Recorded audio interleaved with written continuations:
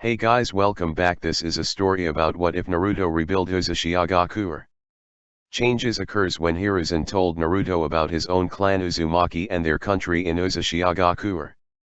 Don't forget to subscribe to this channel and to leave a like in this video, and you can suggest any fanfiction with a link in the comments if you want me to read it, and check the description for the creator of this great fanfic and support them for making this fanfic. So let's start. Chapter 3. Chapter 3. Naruto didn't know how it came to this, but he was standing at the gates of Suna, with Temari beside him, Gaara holding out his right hand. The man who was going to become Godame Kazekage was being guarded by a man he learned to be Baki, the man who has been the sensei of the Sand siblings since they were young. He was their sensei when they went to Konoha for their Chunin exams, and he was helping Gaara prepare for his role as Kazekage. When he informed them he would be leaving, he was told to wait for a day. They would make preparations to send Temari to Konoha so that she could inform the village of Gaara's appointment. She was the one who would be handling dialogues between the two villages. Naruto had waited. Gaara had asked him. "I was just a single day anyway." There was no smile on Gaara's lips when Naruto shook his hand. "I hope you come again soon to visit us, Naruto." "I will try to make time," Naruto said. It wouldn't be any time soon. He was going back to his journey, his training with Jiraiya, and once he was satisfied, he would think about Konoha and what he had to do. There was no hurry to go back. He was content as things were, and the Sannin training him wasn't complaining either. "You will always be welcome. You have been a good friend," Gaara said. "Please take care of my sister along the way." This time, Naruto smiled. "I will try to do that, but she is plenty strong," he said, eyeing the blonde sister of the Kazekage. For some reason, Temari looked annoyed. "Come on, we don't want the sun to set while in the desert," she said to Naruto. "I will be safe, Gaara. You don't have to worry." Baki shook his head. "You really have to be careful, Temari. There are elements within the hidden leaf that don't like the fact that things are being done this way. You never even know that other forces are watching. Someone might just decide to do something just to make sure that Suna and Konoha never become allies." Naruto could understand what the man was saying. Dangerous creeps were always lying in the shadows, and it was truly interesting that the man was willing to say in front of him, a Konoha shinobi. For sure the man probably didn't trust him, but was going with the flow because the Sand siblings trusted him. Which forces wouldn't want the relationship to work? No, within Konoha, the dark forces only wish for Suna to surrender itself to Konoha. There were such forces. There was a saying, everyone has darkness. Konoha had its darkness, and so did Sunagakure. The difference was how people dealt with their darkness. Temari pulled Naruto away before Gaara could say anything. Naruto had noticed that the Jinchuriki hadn't been particularly pleased with what Baki had said. If anything, it looked like he was contemplating on having someone else go with her as her guard. As they sped through the desert, Naruto glanced at the silent Temari. "I never asked, how are you dealing with the change? Your brother usually threatened you, but now is very protective." "I'm just happy that I have my younger brother again. He was a very gentle child before our father sent people to kill him. Our father viewed things based on their value, even people. If he no longer saw value in something, he would get rid of it. He tried doing that to Gaara, but my brother would kill all the people, and so he stopped trying to do it." It was easy to understand why Gaara turned in the way he did. To have your own father try to kill you because he viewed you as a failure. But it wasn't Gaara's fault. It was their crappy Fuinjutsu users who couldn't devise a seal capable of allowing Gaara to use Shikaku's chakra without the bijou influencing him. The Uzumaki would never create something so pathetic. Fuinjutsu and some other villages was truly cheap imitations of the work of art that his clan was able to create. The seal that housed the Kyuubi was an example of this. It may have been used by his father, but the basis of it came from work of the Uzumaki, something that his mother taught the yondaime. You look displeased. Naruto smiled. Got lost in thought. He said. I don't know what I would if my own father was trying to kill me. Then again, had it not been for some of the Sandaime's laws, I might have just hanged myself. Temari frowned. He could say something like that and yet sound so indifferent. Regardless of how you thought of it, that was just sad. Do you really have to say something like that in that tone? This is because it is the past, Temari. That aside, I have come to understand that only hopeless people will think of ending their lives. My situation wasn't hopeless, I'd just yet to see the light. Naruto said a bit firmly. I'd like to camp somewhere closer to the border of the fire country, can we speed up a bit? You do know that I don't have as much stamina as you do, right? Well, if you get tired, I will carry you. Naruto said with a smile. I'd rather you not. Naruto just laughed and they ran through the desert, taking water breaks in there and then. By the time they reached the river country, the sun had already set and they stopped running. They walked slowly for a couple of hours before they finally reached a place where there was a stream of water and decided to rest close to it. Fire was set and tents were put up. Naruto collected the wood and did the fishing while Temari watched. He seemed like he was used to this kind of thing. His tent though, it was big and she had peeked inside, it wasn't the kind of thing shinobi carried. It looked just way too comfortable for camping through the night. Then again, this wasn't to make you suffer. You couldn't mistake the symbols on the tent. It was the symbol she saw on every shirt he wore. Where had she seen it again? Temari couldn't recall, but it was obviously something that had a meaning to Naruto. She was alone with Naruto, only separated by the burning fire that kept their bodies warm. Temari hadn't really thought such a moment would come. She hadn't thought it would feel so weird. They were alone. No witnesses. He was the person who said things that provoked her to think thoughts she would never think. It worried her. It wasn't her physical safety that worried her, but her emotional state. Naruto's face was strange. Since he walked away down the water stream and disappeared, he was strange. She couldn't see it clearly, but she could feel that there was something different. I'd thought you'd be saying all kinds of things now that we are alone. Temari said. It wasn't that she wanted him to tease her. She didn't want it. But she had nothing better to say to break the awkward silence. It was the first time she was experiencing this moment with him. Then again, she had never been so alone with him. Naruto's eyes moved towards Temari, they could clearly see her. He could feel her breathing. She wasn't calm. She was having a difficult time. He could feel the slight tension in the air around them. Perhaps it was his silence. He'd never been so silent with her. You have your guard up, I'm waiting till you get sleepy before pouncing. Temari smiled hearing those words. It didn't make her uncomfortable, it made her happy that he had responded positively. That reminds me, I'm sleeping with one eye open. Can't trust you not to peek while I sleep, can I? Naruto shook his head, wagging his index finger. You're thinking peeking, I'm thinking you waking up in the morning next to a nude me. Temari shivered at the thought. She fought hard to avoid picturing him naked. She was glad for the fire that he couldn't see the pink tint on her cheeks. Now that she thought of it, she hadn't even seen his chest. He really did like covering up his body. Forget his chest, she hadn't seen his arms up his to his elbow. He always wore long-sleeved clothing. I'd have to be dead for you to get that close. Even if you do get that close, when I arrive in Konoha, I will also be sending my condolences for their loss. Naruto laughed.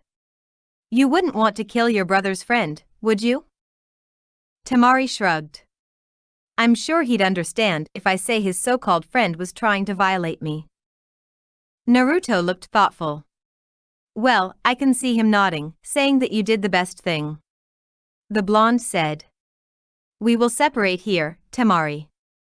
I won't go anywhere further with you. I have to turn towards Takumi. I could escort you near Konoha and still be able to meet Jiraiya in time, but you'll be safe. He was serious. Temari was a bit surprised for a moment. Not at those words, but the seriousness of his tone. It sounded like she was talking to someone in power, someone who was dishing out instructions that were not to be questioned. Why? Naruto knew. She was asking why he didn't want to get close to Konoha. She was curious. My training trip wasn't supposed to take long, but it has been over 2 years and we are working towards a third. They probably want me to return, but Jiraiya and I still have many things to do. If I go near, I will be forced to get into Konoha. The moment I step through those gates, I won't be able to leave again. My training trip will be over. That was reasonable, Naruto thought. For some reason, Temari thought he just didn't want to return to Konoha. She couldn't understand why. He didn't talk much about the leaf. He almost never said anything unless you asked. She didn't want to be nosy, but she was curious. She nevertheless didn't ask him. She didn't want to be a bother. I see. Temari said. She paused and stared. She wanted to ask, but she didn't know how to say it. When do you think we will meet again? At that moment, Naruto realized he had grown a little too attached to this person than he would have liked. He had trained with her for many days. He had shared many laughs with her. He had seen her smile. He had seen her flustered. And honestly, he thought it was adorable. His smile would only make her angry. But that was fine. That was Sabaku no Temari. Naruto smiled. Temari saw it. When Naruto realized he was smiling and he had been caught, he didn't drop it. He was used to her presence, her curious glances. She was always trying to figure him out, trying to study him. Perhaps it was dangerous for him. But he was okay with it because she never asked. She never tried to sneak behind him to see what he was doing. She was curious, but she knew not to pry. Naruto didn't hate her. But what? He shook his head. He was overthinking things once more. He did like people at a distance despite openly chatting to them, didn't he? Was it because he always wanted to be in charge? Once more, he shook his head. I don't really know, but if you miss a training partner, let me know. I don't even have a way of contacting you if you are not going to be in Konoha. Temari said with a frown. Sometime in 5 or 6 months, we should be making way towards Konoha. Jiraiya said we'd have to discuss the conclusion of things, but we will surely see each other soon. Naruto said. That was the truth. He would see her again. But, Lord, he was walking into another dangerous situation. But this seemed fine. Her brother looked like decent person. She was a pleasant person. He had his issues. He could work on them. And nobody needed to get caught up in it. Naruto smiled inwardly. Was it concern for other people? He has truly become soft in the inside. He could blame the Sandaime Hokage for this change. He had stopped caring. But Team 7 made him see things. It made him experience new things. Perhaps he enjoyed those fleeting moments a bit too much than he should have. Connections. Friendship, they were never meant to be lasting, he was never meant to be attached. Temari smiled. I hope so. She said. A moment of peace settled in. She enjoyed it. How different her life has become over the past month. It was amazing how things could change.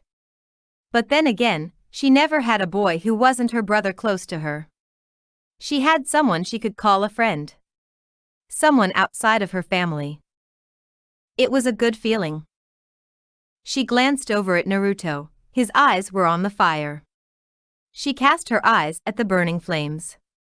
She listened to the sound the wood made as they burnt. She laughed.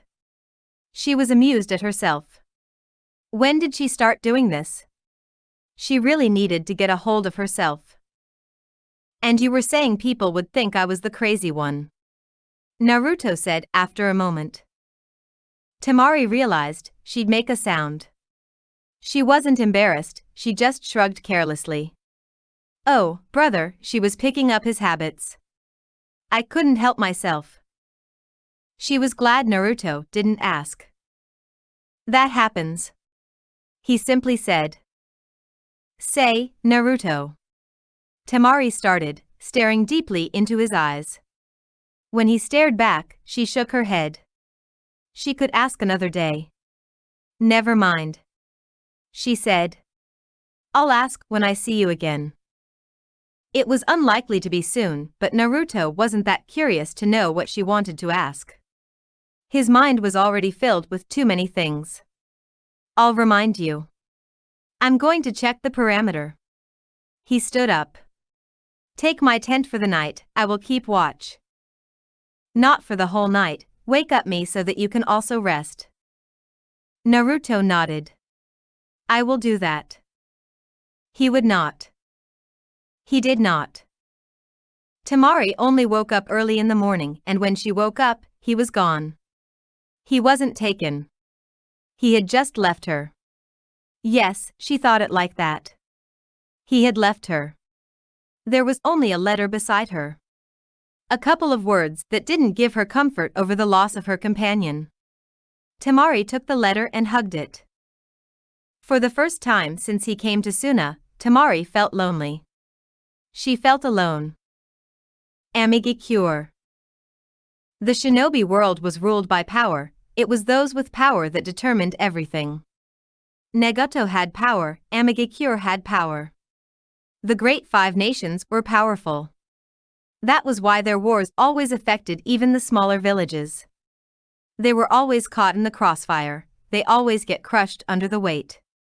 Amigakure had wounds from wars it did not start, wars it had no part of. He had pain, memories that he could not remove from his head. Because those with power used it recklessly and they suffered from it. But they would suffer no more. Amigakure would not suffer any more. This village, this home of his, it was firmly in his hands. The grip of the past dynasty, he had crushed it. There wasn't anything tangible that remained of it. Nothing. He eradicated it. It was nothing but just memories from the minds of people. But that would too disappear. His village had a massive population.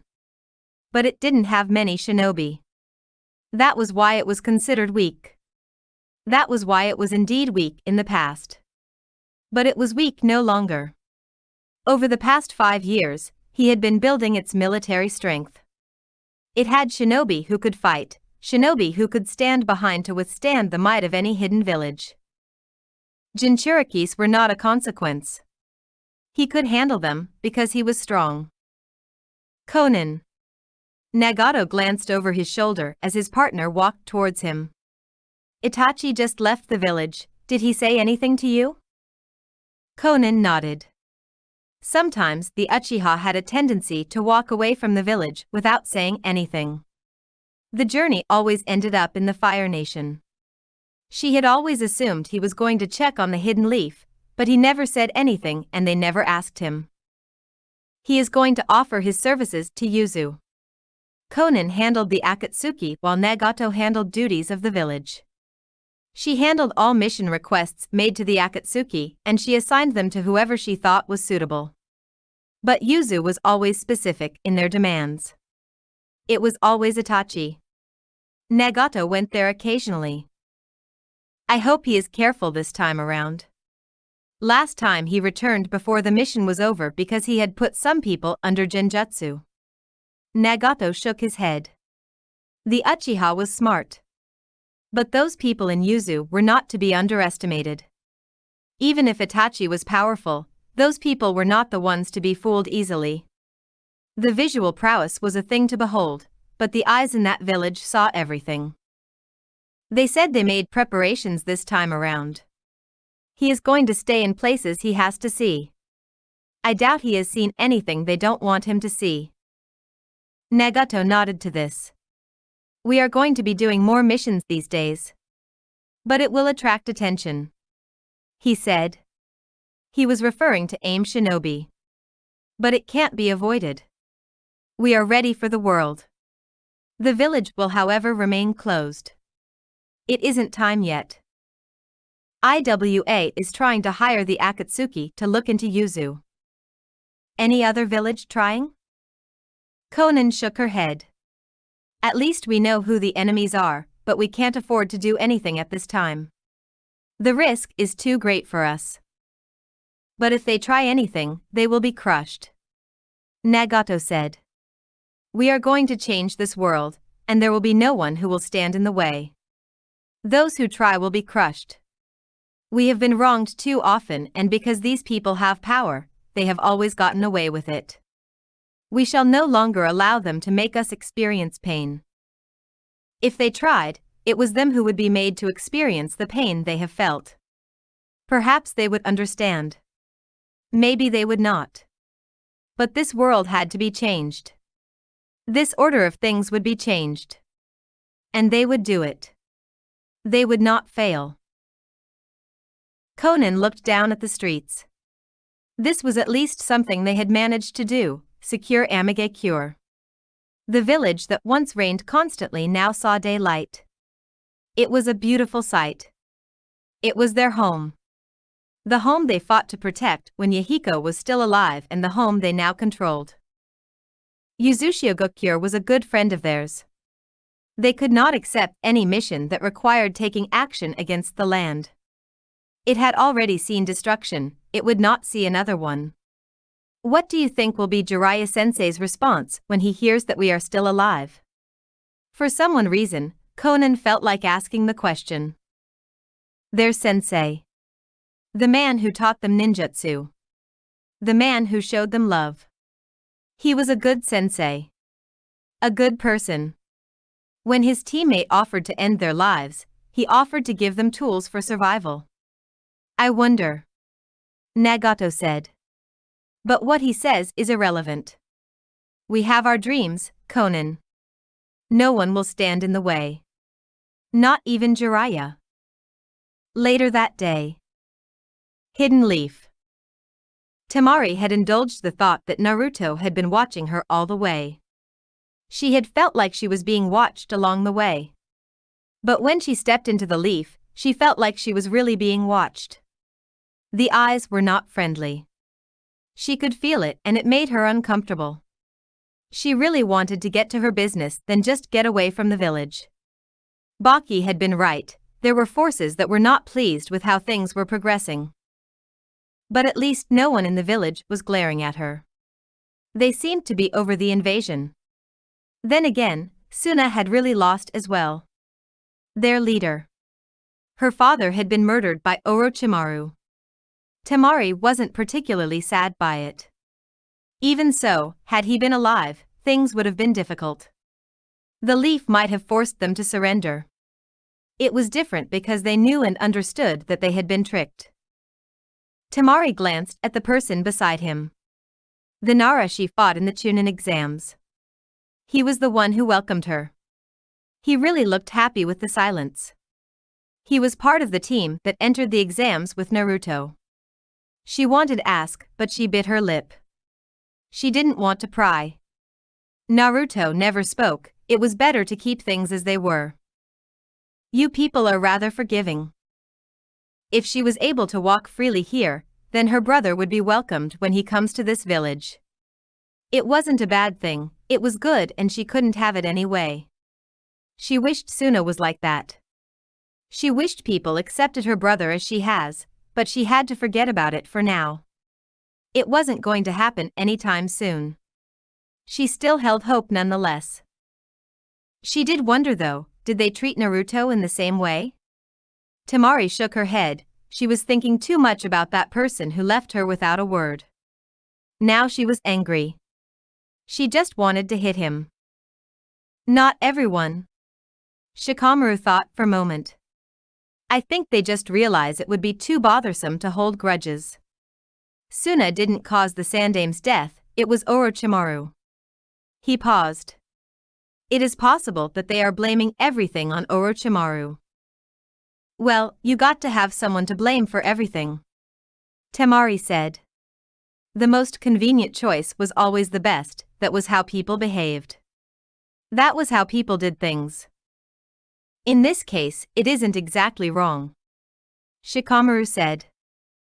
To this, Temari nodded. Orochimaru had been the one fighting the Sandaime Hokage, and he was the one who murdered her father. If there was someone to hate for the invasion, it was him. Tsunagakure still held some fault nevertheless. They still played their part.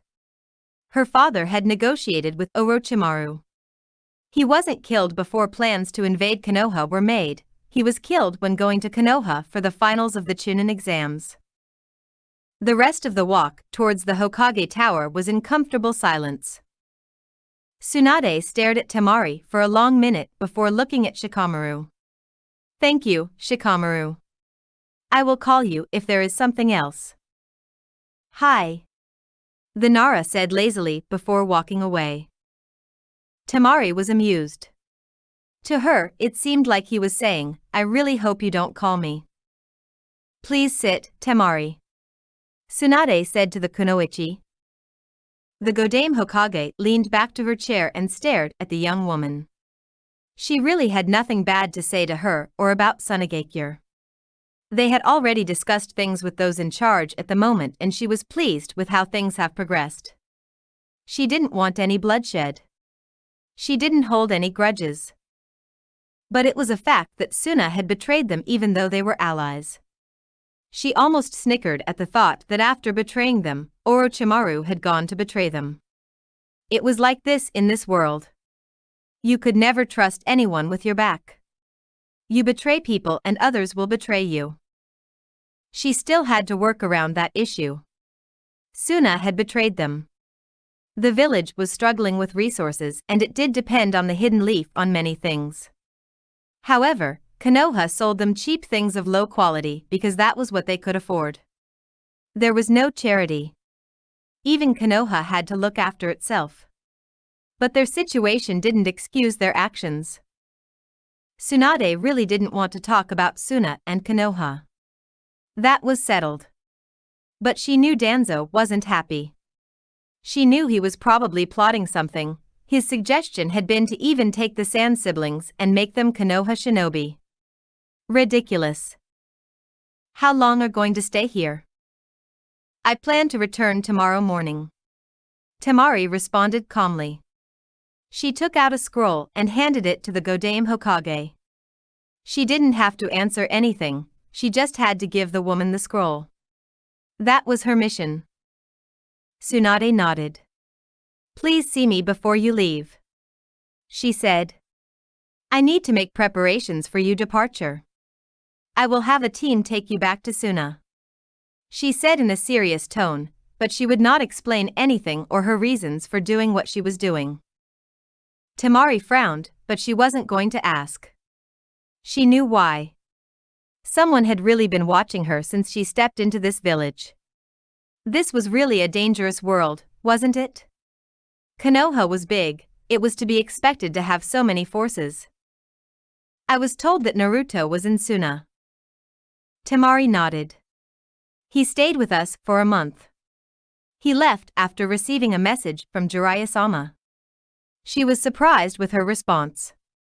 She didn't say that she left Suna with him and wasn't planning on saying it unless the Hokage led her to it. I'm going to ask some questions, you don't have to feel pressured or forced to answer them. Tsunade started calmly. Who did he spend time with? Was he alone? What was he doing?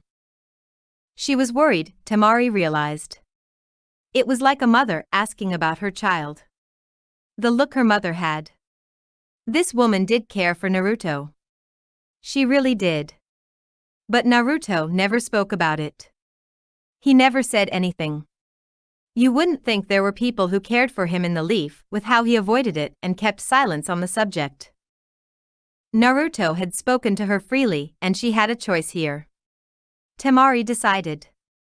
She decided it was best to relieve the Godaime Hokage of her worries. I spent time with him. I was the one who was actually training with him.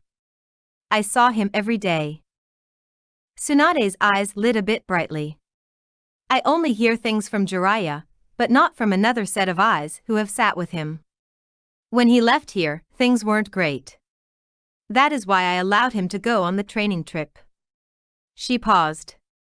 How close did you get to him? I don't know how, but we talked. Temari managed a small shrug. Just like how Naruto would respond to the question. God, she was copying his tendencies. Naruto didn't have a lot of people around him when growing up, and trusting people was a little difficult. But when he got into a team, he trusted his teammates, they were friends, but the person who shared his loneliness betrayed that trust and nearly killed him. Temari now understood things. She understood why he looked so welcoming yet not very close. She could only think that it was the Uchiha who did it. What a horrible thing to do. But Naruto still didn't look like someone who had trust issues. He talked to people and he smiled. He hadn't pushed her away. Temari nodded. He is fine. After spending time with him, I can't really say there is something bothering him. She would not say, though, that he didn't talk about many things personally. She would not say he never brought up Konoha or the Uchiha who nearly killed him. The Uchiha who betrayed his trust. I want some details, Tsunade said. It was more like an order than a request. For a moment, Temari thought of rejecting the request before nodding her head. She could indulge the Godame. Perhaps she would get to see how the experience affected her. Talking about it. Sharing her experience with Naruto to someone who was listening so attentively, Temari felt like she was just breathing new air. It was a good experience. It made her free. She didn't say everything. She kept some details to herself. It seems that he is doing well, Tsunade said with a smile. I was really worried. The Godame looked at the scroll she had been given. She looked at it for a couple of moments. She'd already received a report that it might be so. It was perhaps good that this was happening now. A blessing that Naruto had befriended Temari. She was going to be the Kazekage's sister. They could use her. If things were not going smoothly, she could demand a political marriage. That would bind the hidden sand from doing anything. She could use this card to silence some critics over the way she has handled things. She wasn't going to do it, she was going to wait and see. Your brother is still young. I haven't met him, so I am going to be honest. What do you think? Tsunade asked the blonde wind user. He is capable and Baki has been preparing him over the past year. She would not say that he was simply being put in his position because the council was afraid of him. But that was Suna's internal problem. They would deal with it. If Konoha found out about it, they would work it out. But this didn't mean he didn't have the qualities. He had them and he would do a great job as Kazekage. That isn't very reassuring, but I have seen enough not to underestimate someone because they are young, Tsunade said. I will write to him. Konoha is still open to trading with Uzushiogakure, but we will have to revise things a bit. Temari managed to smile. I will pass on the message, she said.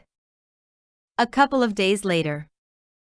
When Naruto walked into the room he had rented in this gambling town, he found himself standing face to face with blood-red eyes.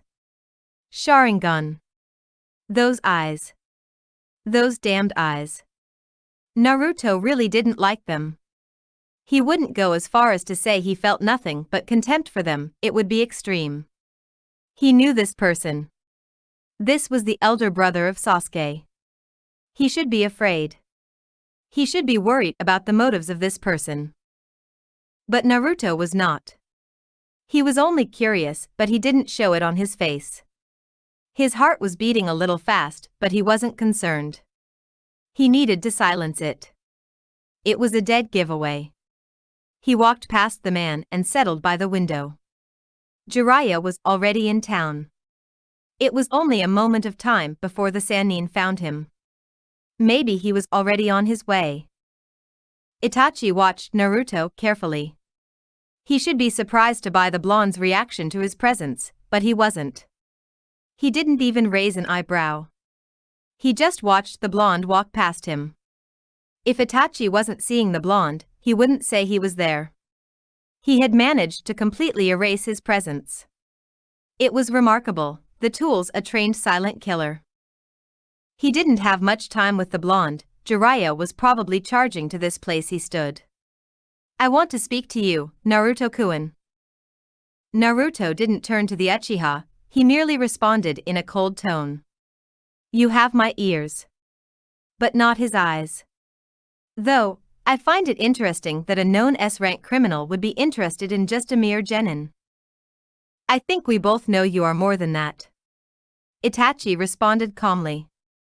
I once served as an umbu in Konoha and the Sandaime trusted me very much. Naruto glanced at the Uchiha through the corner of his eyes. I know. I did see you once or twice. He did speak very highly of you, even after the massacre. Then again, he was still fond of Orochimaru despite everything. The blonde paused. Like I said, you have my ears, but I may not respond. If I want to get answers from you, I'd be forceful. Itachi said calmly. It is about Sasuke-kun. Naruto said nothing.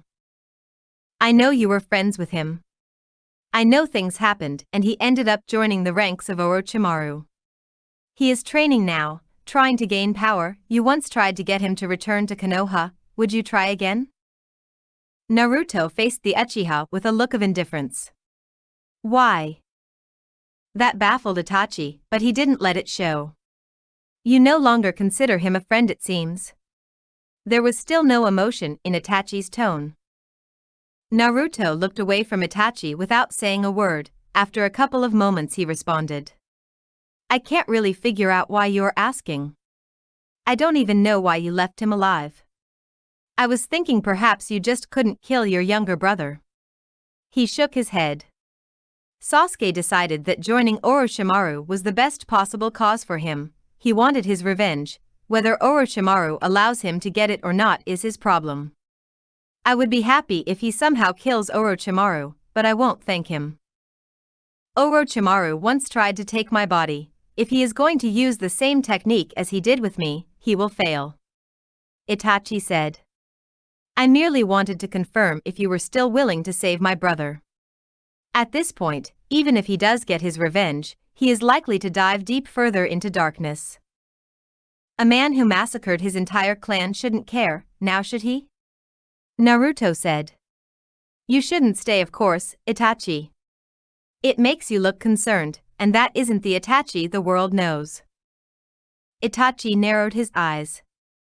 Those words were dangerous. Naruto has grown. He did observe the blonde a bit.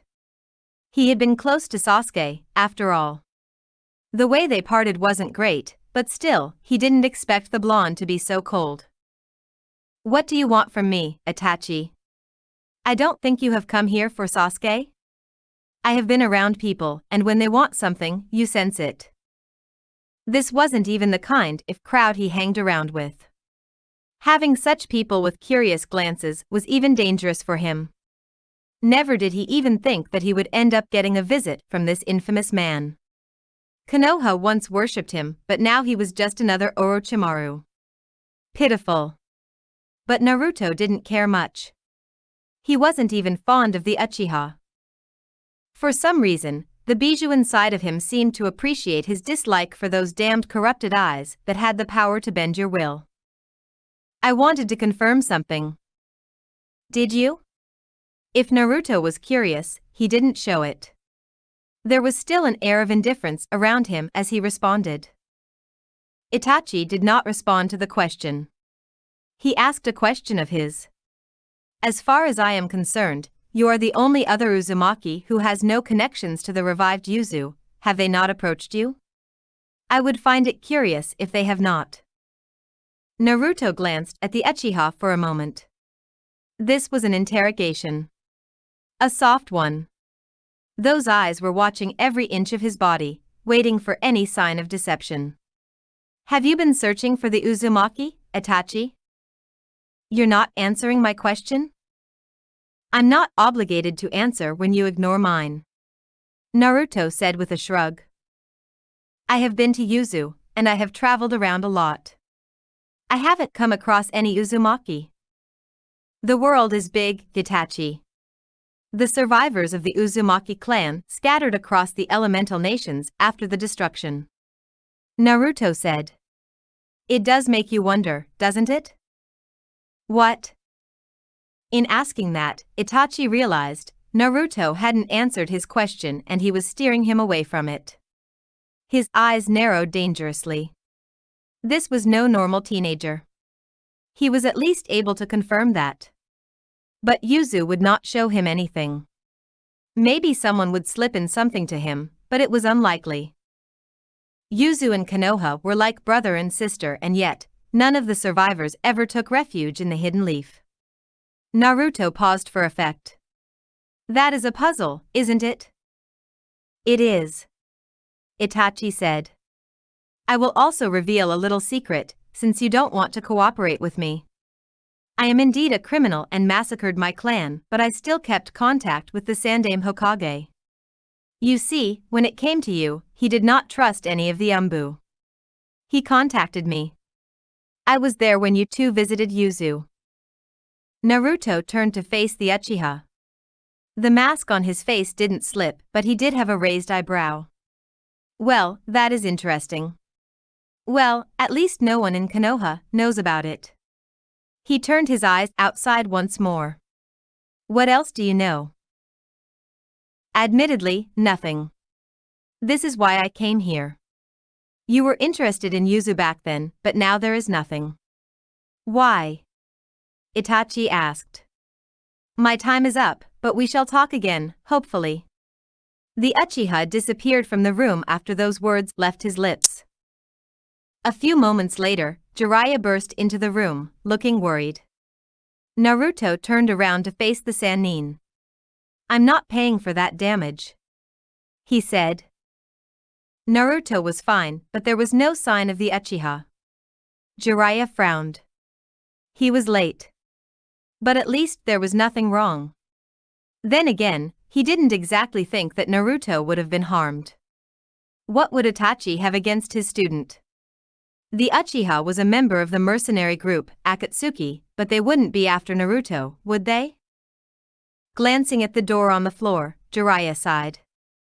I didn't book the room, I can't pay. I was never even here. Naruto sent the Sannin a look. You will regret many things, sensei. That said, he looked back at the window. What took you so long? I gotta held back someone. Jiraiya said with a grin. A young beautiful lady, and you just couldn't resist until you realized she was being manipulated. Naruto said with a shake of his head. You can be remarkable sometimes, sensei. You are only saying that because you didn't see her, Naruto. Jiraiya said. He was firm, anyone would have been distracted. But sometimes Naruto did act like he didn't recognize beauty when he saw it. Now that Jiraiya thought about, he never saw the blonde with a lady, even though he visited bars. He always came back alone. He was truly missing the joys of life, and this was his student. I'm sure I wouldn't have behaved in the same way as you, Naruto said with a shrug. When are you going to follow me? It would be nice to show you off. I did it once, never again, Naruto said with a slight shake of his head. How was your work? Jiraiya looked thoughtful for a moment. There was no harm done with Itachi, so they would discuss this issue some other time. He would not forget. For now, he was happy. He didn't want to ruin the moment even.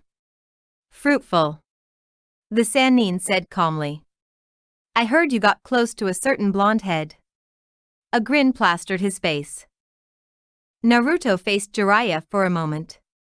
That look. The smile. It suggested something, but Naruto wasn't going to think too deeply about it. Temari is a delightful woman. But that was that. Jiraiya shook his head. I don't have to teach you how to get close since you already know the trade, but if you keep watching the birds, they will fly off. You must make a move. He said seriously. You are still too young to talk about marriage, but you need to have fun, Naruto. You mean your kind of fun? Naruto said. I am not exactly a boring person in case you forgot. You know, I just am more controlled than you. Certainly, the blonde knew how to act. He could sit at a bar and laugh with a couple of ladies while drinking, but he would end it there. Jiraiya could confidently say the blonde knew the body of a woman, and yet, he never seemed eager. The toad sage sighed and settled on the bed. Tsunade was asking about you. I'm sure she was. As she does in her letters, you have a tendency to leave them open so that I can comment. And you don't. You pretend as if you didn't see anything. I don't pretend anything. I just keep my thoughts to myself. Besides, if you didn't ask for my opinion, I can't give it. Naruto said. How long do we have? She didn't stipulate, and I'm honestly fine with the way things are. I failed to do so many things in your younger days. I'm watching you grow, we are close, I am happy with that. But things had to come to an end. Nothing was forever in this world. He knew that. He had experienced it too many times. This end would be on his terms and he would be content with it. There was nothing that could take away the memories he shared with Naruto. There was nothing. The memories were his and he would make some more. But we are still wanted in Konoha. Naruto said. There was no emotion in his tone. And he wasn't looking at the Sannin. Jiraiya couldn't tell if the blonde was displeased. Yes. Jiraiya said with a small nod. We have to cover your Kitan training, and the Kyuubi's chakra. And we have to do missions for you to earn yourself more experience in battle. If the toads are willing, you will learn Senjutsu. Well, that is quite the schedule. Naruto said. We can do fire and Kyuubi's chakra simultaneously. It isn't my favorite meal to do 2 training exercises at once, but since we don't know when we will end our time together, we don't have a choice. Naruto said. Jiraiya could work with that. Are we going to talk about your skills in Fuinjutsu? His tone was serious. I don't usually push you for answers, but it is important if we are going to learn controlling the Kyuubi's power. Naruto glanced at Jiraiya at the corner of his eyes before looking at the streets. This town was lively. This wasn't his first time here. He'd come here looking for the old hag. What of my Fuinjutsu skills, sensei? I put it wrongly. Jiraiya then corrected himself. What is your knowledge regarding Fuinjutsu? You might not be able to apply the art in practical use, but sensei gave you many books about the art to read. He even had me hand over scrolls I have obtained from Minato. He would not tell me what it was for, but I suspected it was for you. He did give me things to read. Naruto said quietly. The third had me consume as much knowledge about Fuinjutsu as I could filter through my head. He said it was fine even if I didn't understand. I just had to consume the knowledge. He said it had to be on my head. When I was alone, sitting like this, I could search my memories and try studying the structures of seals. Since it was difficult, it would be enough to preoccupy my time. He had 2 reasons for this. He said it was my legacy. It was the legacy of the Uzumaki. The second was that he wanted me to think about something useful. He didn't want me filling my head with thoughts of my loneliness. Because I could concentrate, it was easy just thinking of diagrams I couldn't describe. At the same time it was frustrating. But I also needed something to think about, so I filled my mind with those diagrams, arrays, drawings. Jiraiya was silent for a long minute as he absorbed those words. He knew of Naruto's habit. He knew the blonde could sit by the window for hours without moving. Why haven't you attempted learning it? Just because your mother was good at it doesn't mean you'll naturally be good at it. Naruto responded calmly. Those were the words the old man used to tell me. Jiraiya sighed.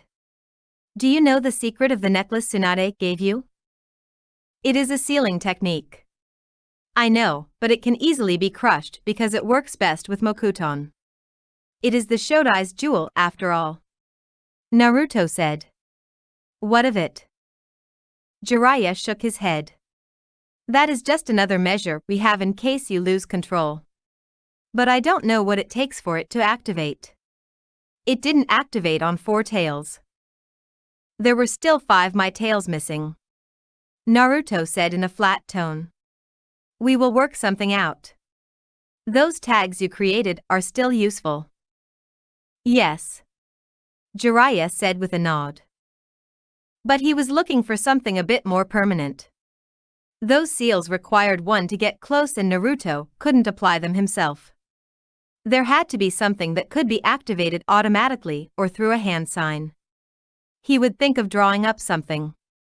But at this stage, his mind could only think of a chakra suppression seal. How was the situation in Uzushiogakure? He did have a side mission. And now he had to give a briefing. Gaara is going to be made Kazekage. I don't know when they will do the coronation. But you can rest assured, he is a good person who won't think of doing what his father did. I think by now they already know their village is weak. I didn't actually think that they would make him Kage. Jiraiya said with a shake of his head. He is still just a brat. And Suna is a mess. Last time I checked, the Wind Daimyo was no longer even funding it. Their failed invasion hasn't even earned them new allies. That may be true, but Gaara is willing and has a lot to prove. Naruto said. You thought they'd put Baki? Jiraiya nodded. He was the Kazekage's right-hand man. Whatever he did, that man was in it too. The man explained. He then stood up. Let's go out. The day is still in its diapers, we need to let loose of some steam before going for our training. We can stay here for a couple of days before departing. Once we go to it, we'll spend at least 2 months away from people. Best we stock up for those days. Naruto shook his head. You didn't stock up on fun like it was a nutrient that could be stored in your body, but this was his sensei. His perverted sensei. Their time was running out. Perhaps he should indulge the man. He got out of the window and then stared at the Sannin. If you misbehave, I will walk away. Jiraiya grinned. I will be on my best behavior. He said. In your best behavior, you drool from your nose while peeking through a hole on some naked women. Naruto responded flatly.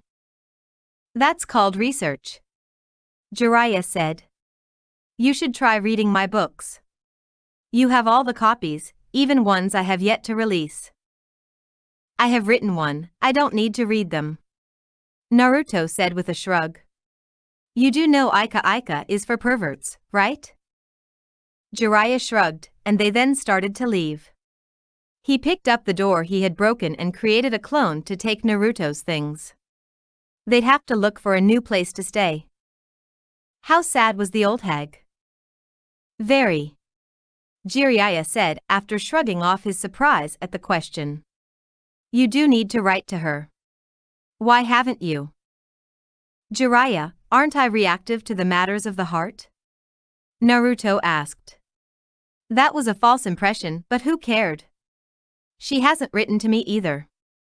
Tell her to write something and I will respond. Isn't she the parent in this situation?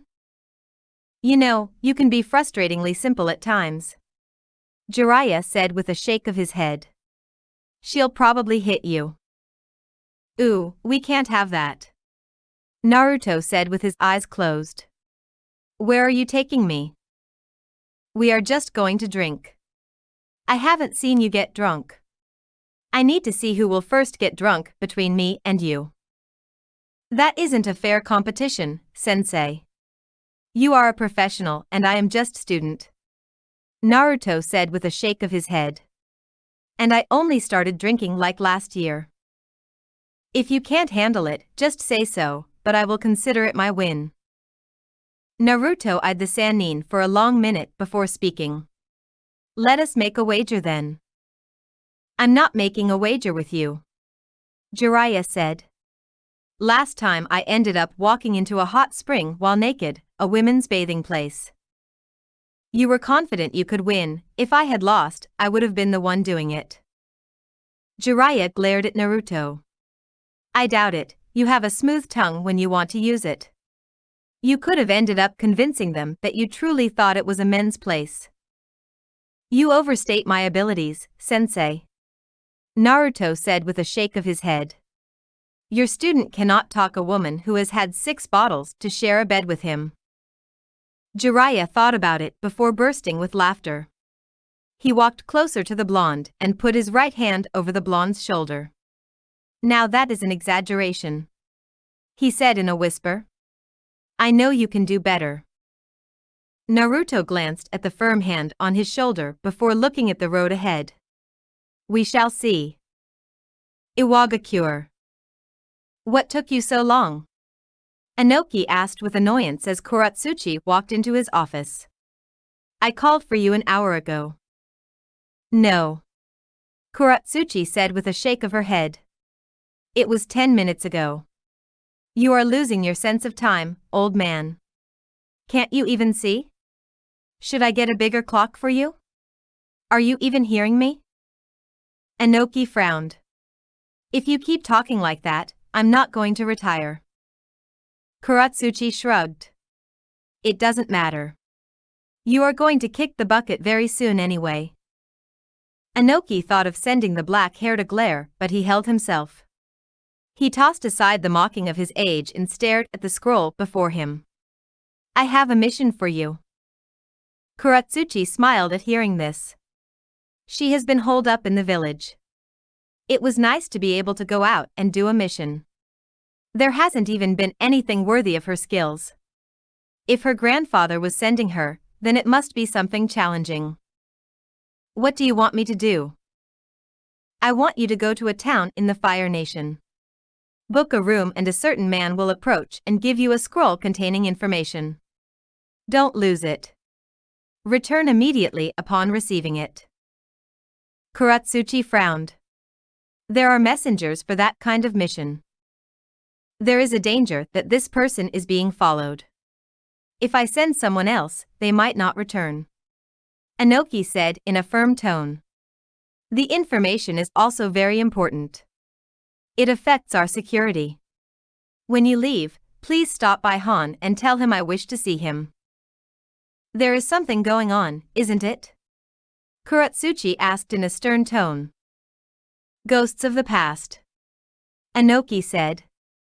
I will explain it to you once you return. With the information you will receive, there should be something to talk about. Uzushiogakure. As the days pile up, his master was getting worse. He was coughing blood and now they had bandaged most of his body. He kept in his room. It was almost pitiable. His once active and flexible master had been turned into something human. Something so fragile. Orochimaru was strong. He was powerful. Kabuto knew it better than anyone. He was the best of the Sannins, but now he had been reduced to a fit of coughs, a pained man who couldn't do things himself. It was a spectacular fall. But Kabuto knew. His master would rise up once more. Once he took Sasuke's body, he would be unstoppable.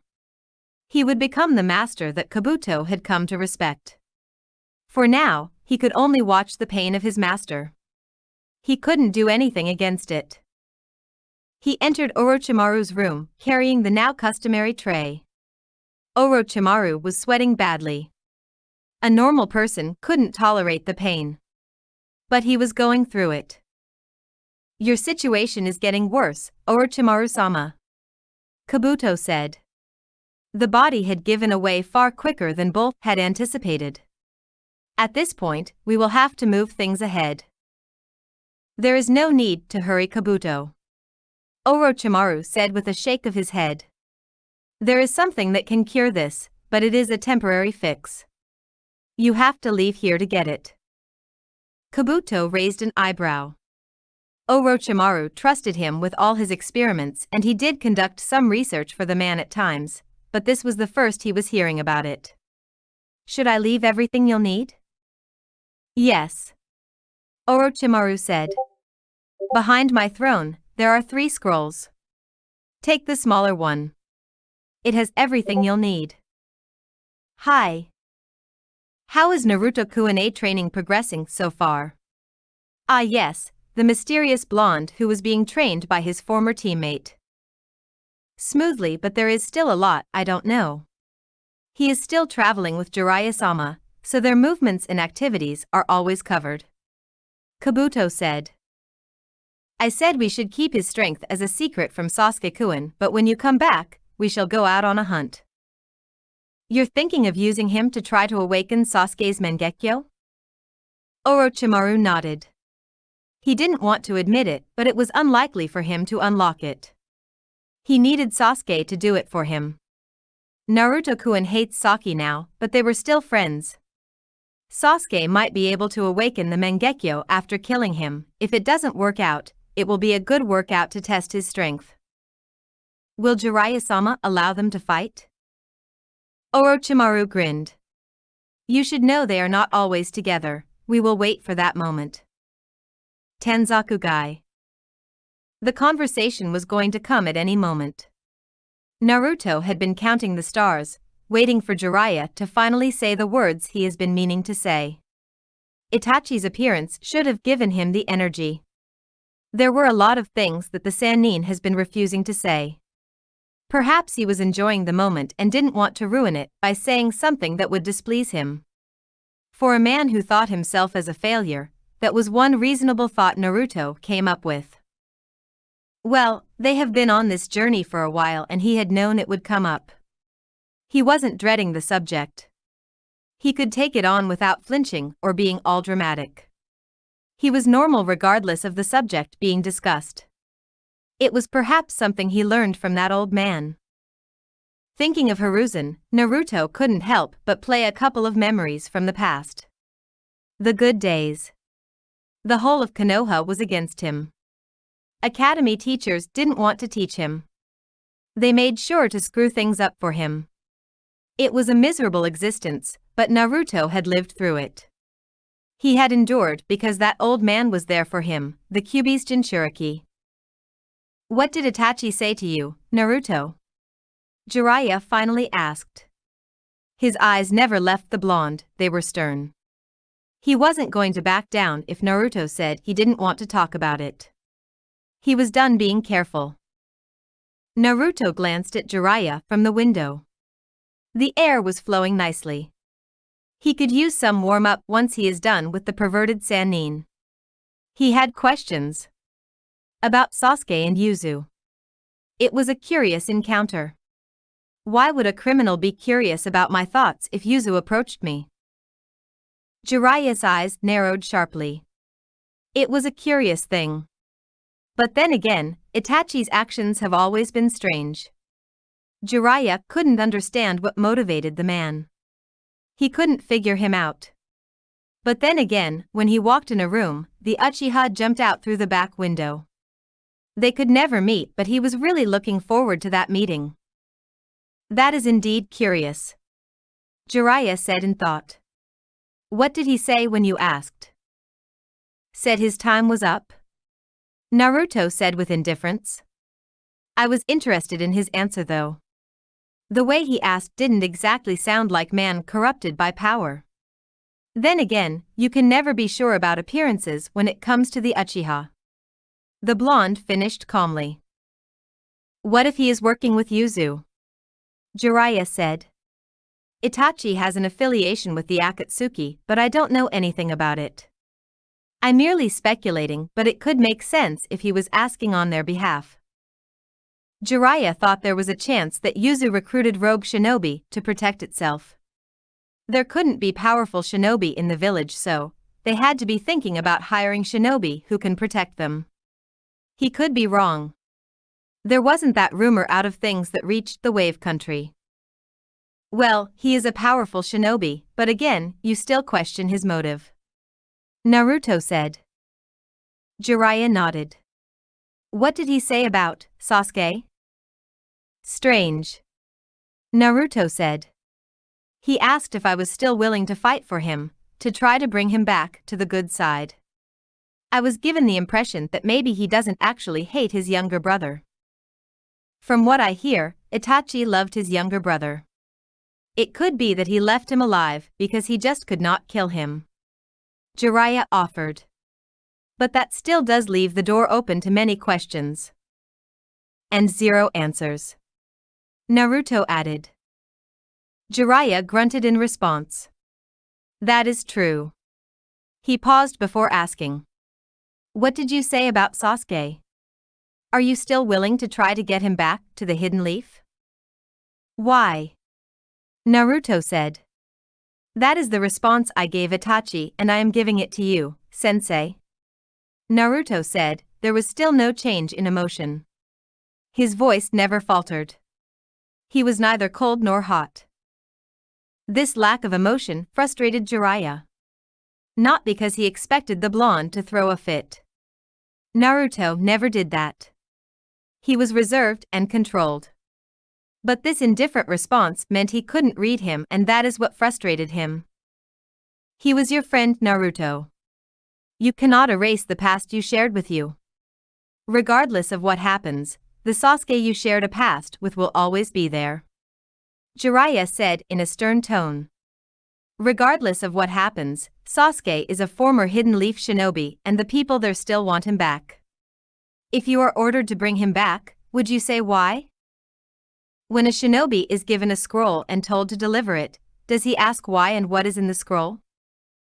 Jiraiya frowned. Although Naruto wasn't looking at the Sannin, he could tell he was frowning. Exactly, Jiraiya. I would carry out my duty. Itachi was asking for my thoughts on the matter.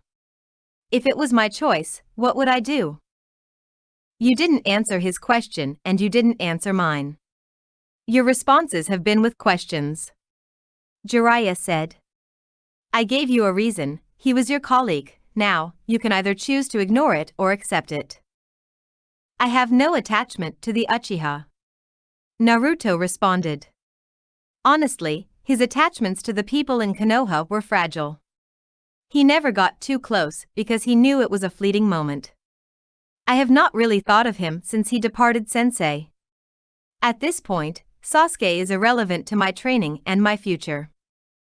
Regardless of how you look at it, those words were just cold.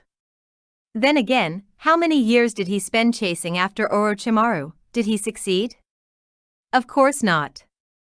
I really hope I don't become irrelevant. Naruto glanced at the Sannin for a moment before shaking his head. You can be miserable at times, he said. But it is a fact, Sasuke and I were friends. It wasn't what he wanted. He played the role of a mere genin all too well. He ended up getting attached. It wasn't supposed to happen. But he got closer. It was his mistake. You really couldn't fully predict the human emotion. He wasn't sad things ended up in the way did. That was why he wasn't moping. Perhaps people thought he had been miserable after Sasuke left. Yes, he was, but not for the reasons they had in mind. What of Konoha? You've never talked about it? There isn't really nothing much to tell or talk about. That aside, I really didn't want to focus on the leaf. I just wanted to get my head straight into training and forget about Konoha. It doesn't work like that, Naruto. Konoha is home, you have to think about it. Perhaps, but we are still going back. The village isn't under attack, I never felt like talking about it. Naruto said carelessly. What are you worried about, sensei? Are you thinking that if the Uzumaki come knocking I will drop Konoha off the bat without blinking? Jiraiya wasn't that concerned about it, but to say he didn't think about it would be an outright lie. Naruto would have every reason to depart the leaf and honestly, Jiraiya would not blame him if he decided to leave. Konoha hadn't done him any favors. Minato would be disappointed. The leaf was supposed to be home, but it certainly hadn't treated him like it had been his home, and that was because he was the host of the Kyuubi. Yuzu was still Naruto's home. His mother came from the land.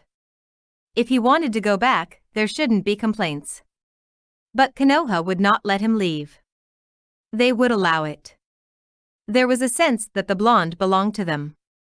The Kyuubi was their property. Jiraiya sighed. "Don't say it like that, Naruto," he said calmly. "I understand, but there are people in the hidden leaf who are asking questions. I'm a shinobi of Konoha, it is only natural that I be concerned." Naruto didn't offer an immediate response. A couple of moments passed before he spoke. "Well, you still don't know if Yuzu is an ally or an enemy. There should be concern there," he said. "Everyone is worried about that," Jiraiya said with a nod. "Tsunade wants us to be on the lookout for Sasuke. If I get information about his whereabouts, we will move. Any time now, Orochimaru might take over his body. Well, that is what he wants, he is willing to sell his soul to the devil," Naruto said without emotion. "But Sasuke is an emotionally unstable spoiled child. I guess it can't be helped. So you won't have a problem." Naruto shook his head. "Not at all, a mission is a mission and we can't have Orochimaru becoming powerful, it would become a problem," he said. "When do we move?" "I'm still waiting for some information," Jiraiya said. He was silent for a couple of moments before speaking. "I feel that there is a storm that is coming. It is making me nervous. This world might become unstable and the peace might be threatened." Naruto wasn't all that deep into the talk of peace. Jiraiya surely loved the subject and Naruto had indulged the Sannin on a couple of times. "Well, we must be prepared for everything. In this world, you never know what is going to happen tomorrow. This is why we must always be prepared for anything." To this, Jiraiya nodded. "I'm going to see one of my contacts," the Sannin said, standing up. "You want to come?" Naruto shook his head. "I have had enough activities for the day. I wish to stay in. I will go out tomorrow to stretch some muscles." Jiraiya nodded and walked away from the room. With the Sannin gone, Naruto released a long breath he'd been holding. Silence. Peace. The solitude. Finally. End of chapter.